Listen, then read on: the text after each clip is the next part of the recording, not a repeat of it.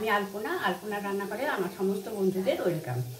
নতুন বন্ধুদের কাছে আমার একান্ত অনুরোধ, আমার চ্যানেলটি সাবস্ক্রাইব করে, আর নতুন পুরনো সব বন্ধুদের কাছে অনুরোধ যে একটা করে লাইক অবশ্যই দিয়ে দেবে বন্ধুরা। আর আমার ফেসবুক পেজ আছে আলপনা রান্নাঘর বলে, সবাই ফলো করে দেবে, আমার পাশে থাকবে, আমার উৎসাহ বাড়াবে। তাহলে সরাসরি আসা যাক আজকের রেসিপিতে। এই যে বন্ধুরা, আমি মাটন নিয়ে এসেছি, ভালো করে ধুয়ে নেওয়া হয়েছে। আমি কিভাবে রান্না করছি খুব সহজে সেটাই আজ দেখাবো। এই যে বন্ধুরা, খুব ভালো করে তো ধুয়ে নিয়েছি। এতে এখন আমি দিচ্ছি পরিমাণ মতো নুন,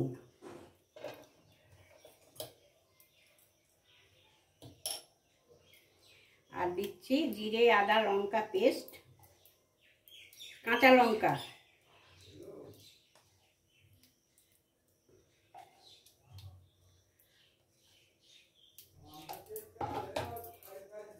আর যেহেতু একটু চর্বি আছে আমি একদম সামান্য একটু তেল দিচ্ছি। গরমের দিনে তো কম তেলে রান্নাটাই ভালো। সামান্য একটু শুকনো লঙ্কা গুঁড়ো দিলাম, আর দিচ্ছি পরিমাণ মতো ধনে গুঁড়ো,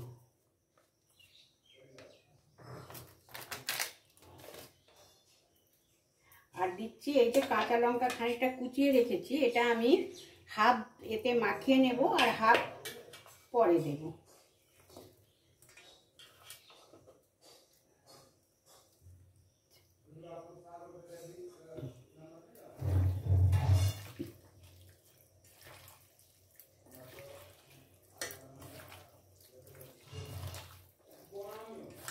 এইভাবে মাখিয়ে নিচ্ছি,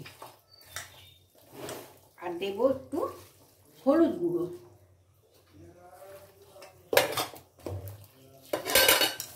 অনেক রকমভাবে মাটন রান্না করা আছে বন্ধুরা আমার ইয়েতে চ্যানেলে। এটা আজকে করবো একদম টমেটো পেস্ট দিয়ে। এই যে হলুদ গুঁড়ো, মাংসটা একদম শুকনো করে দিয়েছি, ভালো করে ধুয়ে নিয়ে জলটা ঝরিয়ে নিয়েছি।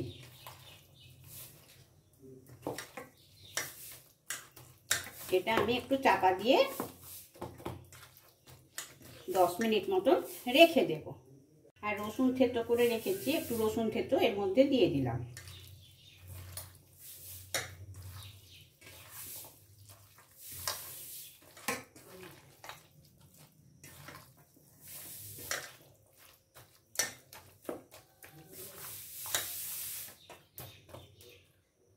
এই যে কপিস আলু আমি ভালো করে ভেজে নিলাম, এখন তুলে নিচ্ছি।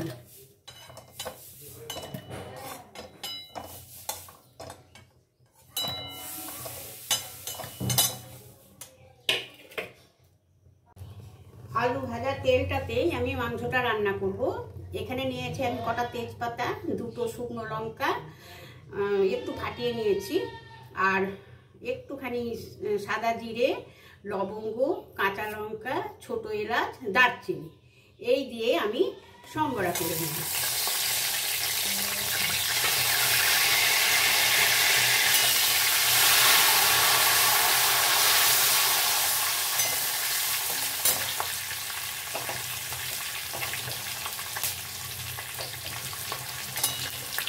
এর মধ্যে একটু হলুদ দিচ্ছি। এই তেলের মধ্যে হলুদ দিলে রান্নার কালারটা খুব ভালো হয়, আর হলুদের কোনো গন্ধ হয় না। থেতো করা রসুনটা আমি এর মধ্যে দিয়ে দিচ্ছি, জিরেটা ভাজা হয়নি, সরি।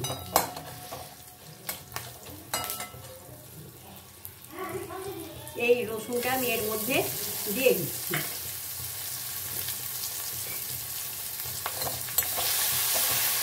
জাস্ট একটু নাড়াচাড়া করবো।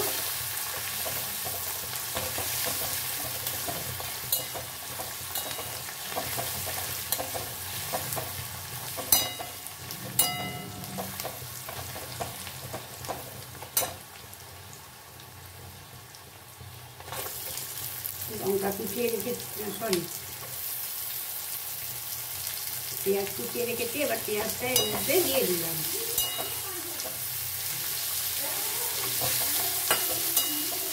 এর মধ্যে একটু দেবো আমি আবার শুকনো লঙ্কা গুঁড়ো, তাতে কালারটা না খুব ভালো আসবে।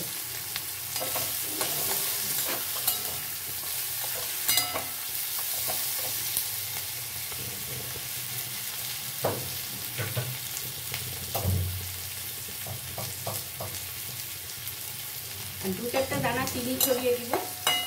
এই সময় চিনিটা দিলে রান্নায় রঙটা খুব সুন্দর হয়। এটাতে কিন্তু মিষ্টি হবে না, একটু মিষ্টি হবে না, কিন্তু কালারটা সুন্দর হবে।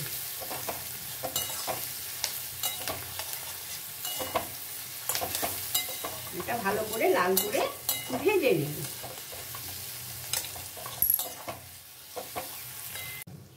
এই যে আমি এখানে 4টে মিডিয়াম সাইজের টমেটো পেস্ট করে নিয়েছি।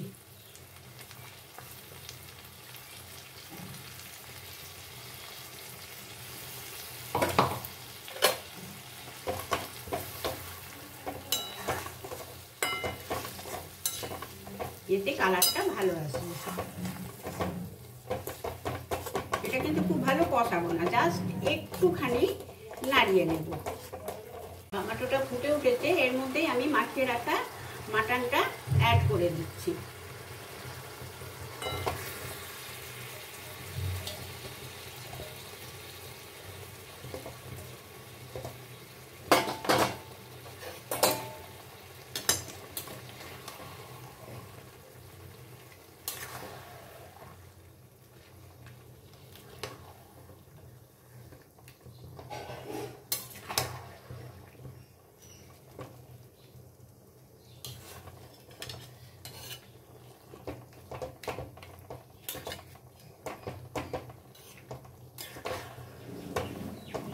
মাংসের পরিমাণটা বলা হয়নি, 800 গ্রাম মাংস আছে।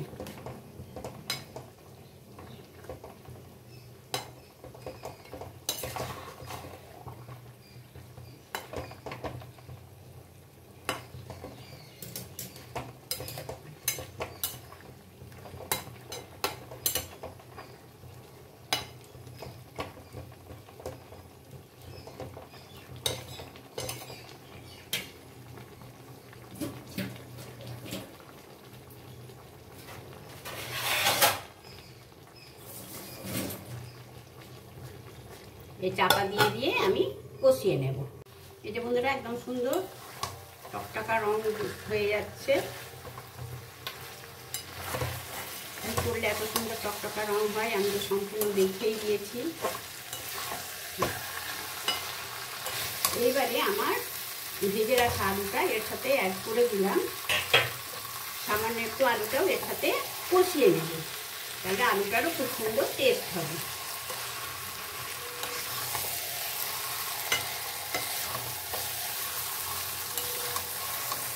এই যে বন্ধুরা এখন কষানো হয়ে গেছে।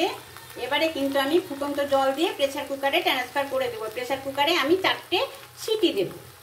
এই যে বন্ধুরা এই পরিমাণে আমি জল দিলাম। এবার প্রেসার কুকারে ঢাকা দিয়ে দেব, দিয়ে 4টে সিটি দিয়ে নেব। এই যে বন্ধুরা সার্ভ করে নিয়েছি, একদম লাল লাল মাটন ঝোল আলু দিয়ে। কেমন হলো কমেন্ট করে জানাবেন বন্ধুরা, আমি কমেন্টের আশায় রইলাম। তাহলে আজকের মতো আসি, বাই, টাটা।